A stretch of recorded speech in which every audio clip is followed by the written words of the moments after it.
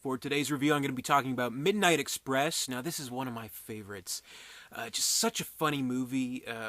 Always if I need, pick me up, I want to laugh, I'll throw this one on. It stars Robert De Niro as kind of like he's a bounty hunter, and Charles Grodin as an accountant who kind of ripped off money from the mob. And it's like a road movie, and they're back and forth, and them becoming friends. Really, really funny, and just really something that always puts me in a good mood. So I love this movie. And oh wait, Midnight. Wait, what did I say? Midnight Run? No, I'm thinking of Midnight Run. This is Midnight Express.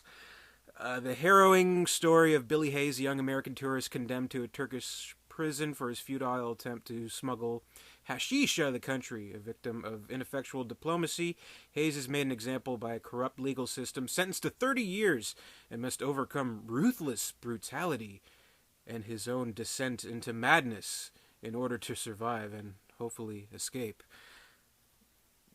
A little bit different, not quite as funny, but no, today's review is Midnight Express. This is a classic from 1978. It was nominated for Best Picture, and it won for its screenplay from Oliver Stone. Actually, that was the first of many nominations, and the first of 3 wins in total for Oliver Stone, so that's kind of cool. And Alan Parker, of course, nominated for Best Director and for Best Supporting Actor. The great John Hurt, in one of his best roles, actually. So there's a lot to love about this movie. And one thing I really admire about it, no matter how many times I've watched it, it is sandwiched between these two scenes, these two very tense scenes. The first being Billy Hayes' attempt to smuggle the hashish, into the airport, where he has it like taped to him and stuff like that, and then at the very end, him attempting to finally escape from the asylum to the mental institution that they lock him into.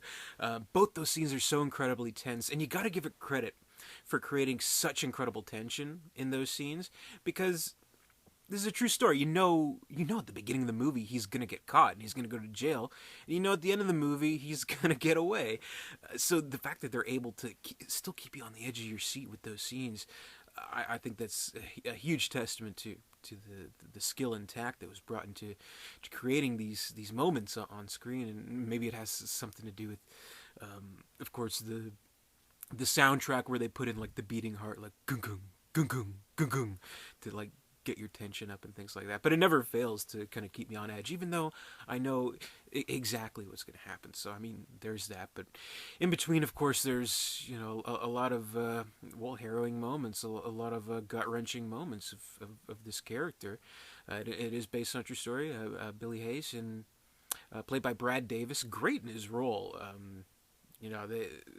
From what I've heard of them, I haven't looked at too many of the special features on this Blu-ray, but IMDb trivia and stuff like that will say, oh, they wanted big name actors like Richard Gere or John Travolta to be in the movie, but it was at Alan Parker's insistence, of course, that they hire someone a little more of an unknown, and I think that's effective here, because Brad Davis, he looks almost like the kid next door, or maybe like the kid further down the street, and that, yeah, he's one of those kids that maybe, you see smoking or something like that when he's not supposed to, or whatever, you know what I mean, like maybe a little bit of bad kid, but he seems like sort of an everyman, which makes it all the more easy for us to ultimately sympathize with him and empathize with him, because you can make an argument here when you're watching this movie and when you're kind of reflecting on the true story, that how can I be invested in this when this kid is clearly so fucking stupid to try something so idiotic, and even when he's in custody trying to escape later, how can he make such stupid decisions like that? But it almost becomes a non-issue, because it is what it is. You're stuck with it. That's how it is. So, I mean, he makes a stupid mistake. I mean, what else can you say? And he pays for it dearly. And being in the prison, in this Turkish prison, that's a nightmare. And I've heard, that there are some exaggerations to the true story, but I mean, the very, very basic facts of the story are, concrete, are true. So he was sent to this prison for an insanely long period of time, and he did indeed escape. So anything that we see in the actual meat of the story. It is for dramatic purpose, and all of it works so well. We definitely have a great supporting cast here. Again, mostly unknowns, but we have some familiar faces. Like we have Randy Quaid, actually, who he's great in this movie. He really is, and he actually has kind of a nice singing voice. You know, he sings. I forget what song he's singing. Like, you know, something about being stuck in a Turkish prison. So there's that. He's really good in the movie, and this was kind of on a really good streak of like what the Last Detail and then this and Vacation. What happened, Randy? What happened? And of course John Hurt, who I would say is the highlight of the movie. He gives it a lot of the flavor as kind of the seasoned veteran of this prison. He's been in there the longest, and he's kind of he's out there at this point. Like he's kind of an example of where you can kind of lose the hope to get out and just kind of acquiesce to it, kind of just get used to it, compress to it, and live your life at it. And he's like always kind of drugged out, and you know, he just tries to give his hope to the simplest things inside the walls. And probably, like, of all the scenes in the movie, like, there's some really incredibly wrenching scenes in the movie. Some scenes of torture, scenes of murder, scenes of horrible brutality. But the scene that I found affected me the most, and this is kind of a spoiler, so if you don't want to know, then sorry, is the scene where the cat is killed, and we see him slowly walk up to the cat and holding it, and it is just horrible. It's just so moving to see this character and kind of like this innocence being snuffed out, and it's tragic. It really is, and it's just like this completely silent scene, and you just get, you know, what he's feeling in that moment. It really is. It's tragic. So, I mean, little scenes like that, I think, really make it what it is. And the whole movie, I mean, it is, in a lot of ways, it is like a prison break, prison escape type of movie, but it is also about the life in prison. And there's definitely an aspect to it different than these types of movies we've seen before.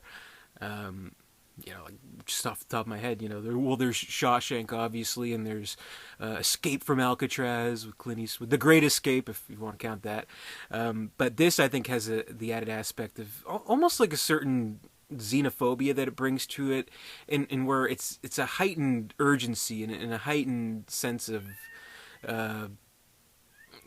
fear that's brought to the character from the fact that it's a foreign country. He doesn't know what the fuck is going on, you know? So I think that brings a lot to it. And just ultimately it is something that's a very moving movie, and you really get caught up in the whole despair of the character, of the Billy Hayes character, and his ultimate triumph. Like, you feel as relieved as he does when he finally wins, and you feel as sad and hurt as John Hurt does when his poor cat dies. I mean, it's just so tragic. I love cats so much. What did you think of this? What did you think of it, Rocky? I didn't like it too much, you know. It was sad when the cat died, you know. See, even Rocky doesn't like that. Right, Rocky? Right? Yeah, he didn't like it either. So, there's that. But I think it's a great movie. Should have won Best Picture. You know, in hindsight, because it did win the Golden Globe, I'm pretty sure. And I think this was one of those cases where a lot of people at the time thought it was actually going to win. Because it was, I think it was a fairly big hit, and, you know, it had some iconic moments to it. Of course, everyone kind of knows that one scene, even if they didn't, like, really see it. Like, it's like infamously spoofed in, you know, The Cable Guy, like where his girlfriend comes to visit him, you know, goes up to the glass, you know, takes her breasts out, she's like, "Oh, Billy," you know, there's that. So it definitely had a kind of a pop culture impact to it. But I think that year is the year that Deer Hunter won. So I would say The Deer Hunter is a better movie, but this is definitely no slouch. So it's a classic. If you haven't seen it, check it out. This is well worth seeing. Even as despairing and harrowing as it can be, there is hope to it. There is a triumph to it. There is a sense getting out of it that you feel relief like the character does. So, I mean, that evokes powerful emotions in the audience, and I really appreciate something like that. Not as funny as Midnight Run. Doesn't have as much laughs, but I won't hold that against it. So that's my review of Midnight Express, nominee for Best Picture, 78. Plenty more 31 Days of Oscar reviews to go. I'm reviewing movies that have either won or have been nominated for the Best Picture Oscar, of course, all this month. So stay tuned for more, and be sure to give me a thumbs up if you like this video. Comment, rate, subscribe, all that good stuff. Visit Derek237.com, and until next time, I'll see you later.